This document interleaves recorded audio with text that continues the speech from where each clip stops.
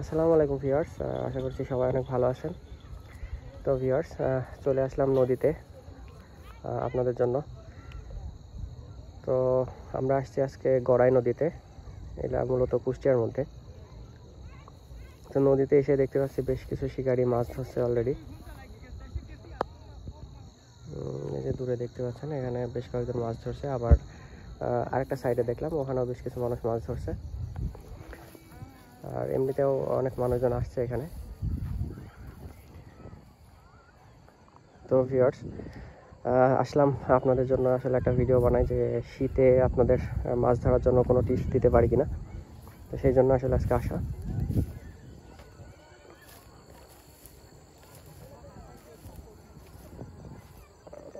অনেক শিকারি দেখা যাচ্ছে, এখনো বিকাল হয়ে গেছে।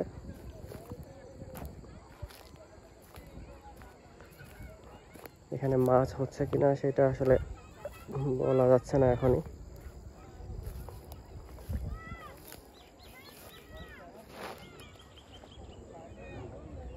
তো ভিউয়ার্স, আপনারা দেখতে পাচ্ছেন দূরে দেখা যাচ্ছে এই যে অনেক শিকারি মাছ ধরছে এখানে ব্লকের মধ্যে। আসলে প্রত্যেক সিজনেই দেখা যায় যে এখানে শিকারীরা আসে এই ব্লক সাইডে মাছ ধরতে। এই যে দেখা যাচ্ছে। তো ভিউয়ার্স, আসলে যে জন্য এখানে আসা, আপনারা তো জানেন যে এখন হচ্ছে নদীতে মাছ ধরার ফুল সিজন চলছে, অর্থাৎ নদীতে মাছ ধরার একদম পারফেক্ট টাইম এখন। কারণ শীতকালে নদীতে পানি কমে যায় এবং তুলনামূলক অন্য সময় থেকে স্রোত কম হয়, যার কারণে নদীতে আসলে মাছ ধরার উপযুক্ত সময় হচ্ছে শীতকাল আর এই সময় বিশেষ করে।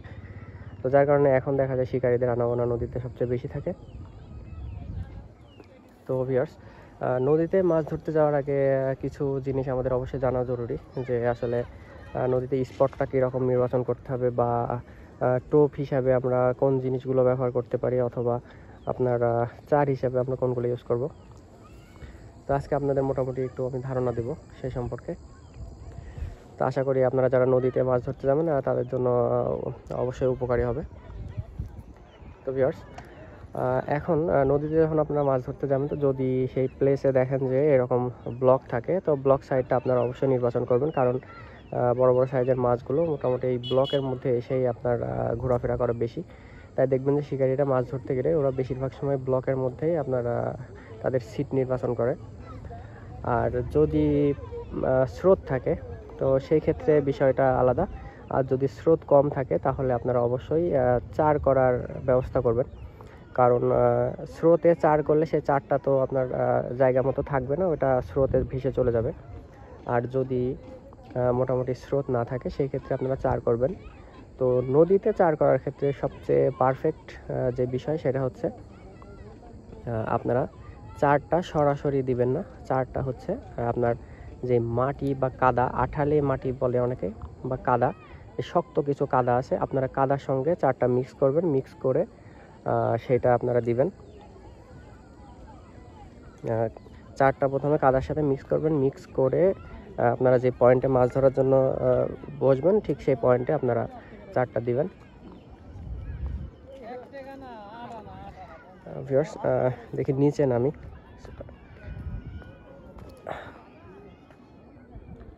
তো যাই হোক, আপনারা চার হিসাবে ইউজ করবেন মোটামুটি যেই ফর্মুলাটা আমরা ইউজ করি চারের জন্য, এক আনি ঘোর বা চটা মাংস যেই বিষয়গুলো আরও লাগে, তো ওইগুলো দিয়ে আপনারা যে চারটা বানাবেন সেই চারটা মোটামুটি কাদার সাথে মিক্স করে আপনারা পয়েন্টে ফেলবেন।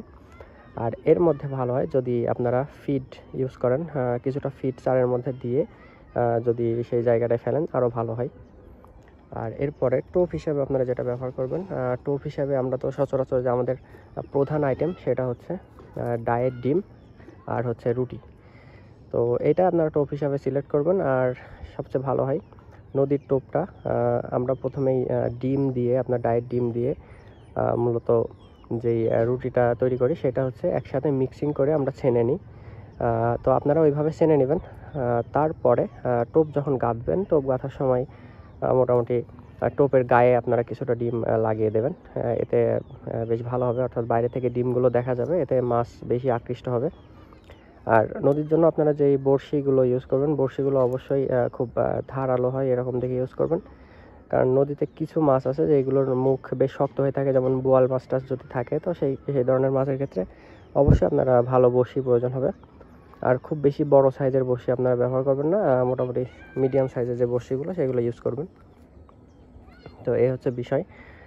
আর কি বলবো, স্রোত যদি থাকে তো স্রোতে মাছ ধরার জন্য আপনারা কিছু বিষয় লক্ষ্য করবেন, যে আপনার বড়শিটা যেন জায়গা মতো থাকে। তো সেই জন্য আমরা অনেক সময় ভাড়া হিসাবে বড় কোনো লোহার দণ্ড বা বড় নাট বা অন্যান্য কিছু আমরা ব্যবহার করি। অনেক সময় বড় বড় পাথর ব্যবহার করা হয় ভাড়া হিসাবে, তো এগুলো আপনারা দিতে পারেন। তো এই বিষয়ে আমার চ্যানেলে আরও ভিডিও আছে, আপনারা চাইলে দেখে নিতে পারেন।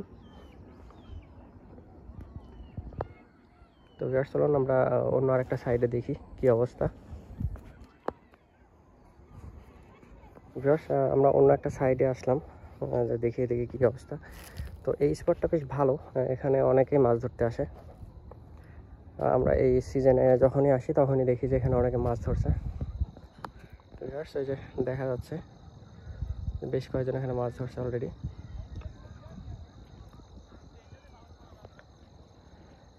তো যাই হোক ভিউয়ার্স, আপনারা নদীতে মাছ ধরার আগে এই কথাগুলো বললাম এগুলো অবশ্যই মাথায় রাখবেন, এতে আপনাদের বেশ উপকার হবে আশা করি।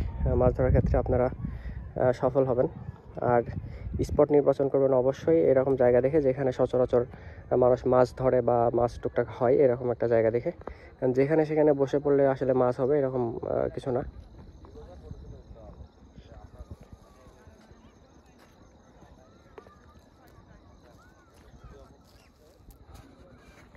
ভিউয়ার্স, আরেকটা কথা আপনারা মাথায় রাখবেন, সেটা হচ্ছে মাছের জন্য, নদীতে মাছ ধরার জন্য যেই টোপটা আপনারা তৈরি করবেন, সেই টোপটা অবশ্যই যেন নরম না হয় বেশি।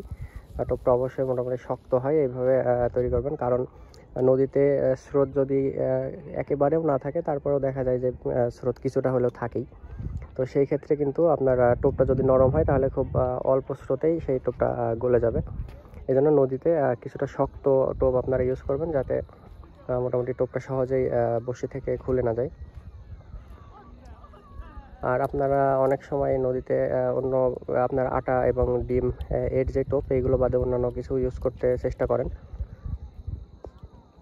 তো সেই ক্ষেত্রে আপনারা কেঁচো ইউজ করতে পারেন।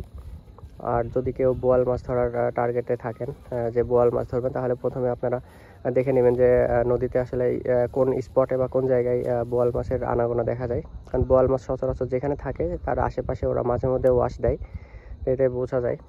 তো আপনারা সেই অনুযায়ী জায়গাটা নির্বাচন করে বোয়াল মাছ ধরবেন।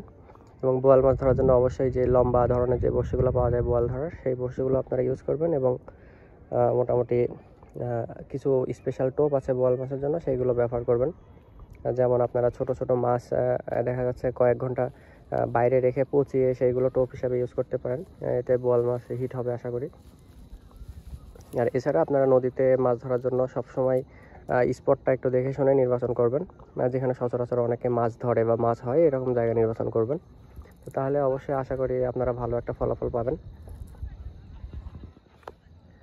আর ভিউয়ার্স, আরেকটা কথা বলি, সেটা হচ্ছে আপনারা নদীতে মাছ ধরার সময় আপনারা জানেন যে বেশিরভাগ ক্ষেত্রে কিন্তু আমরা কল বা ফাতনা, আপনারা যেটাই বলেন না কেন, সেটা কিন্তু ইউজ করতে পারি না।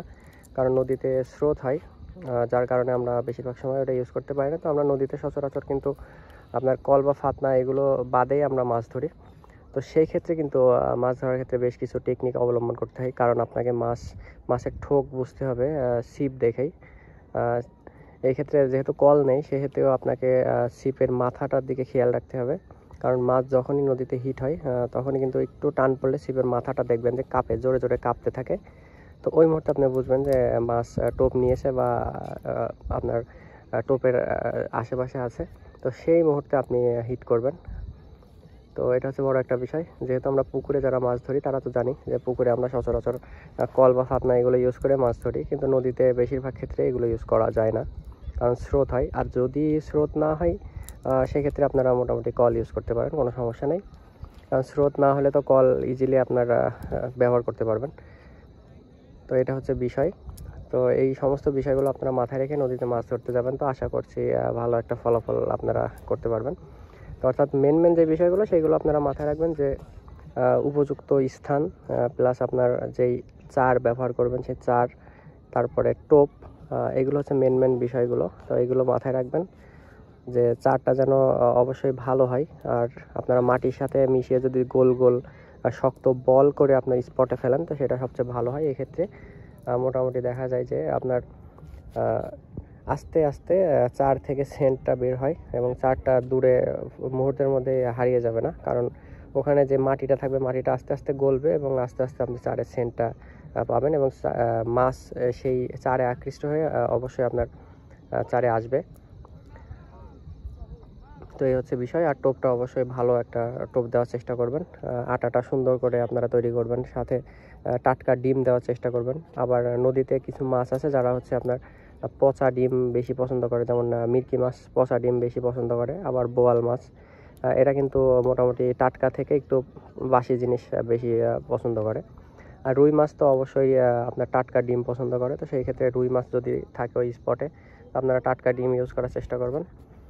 তো এই সমস্ত বিষয়গুলো মাথায় রাখলে দেখবেন যে আপনি অবশ্যই নদীতে মাছ ধরার ক্ষেত্রে সফল হবেন।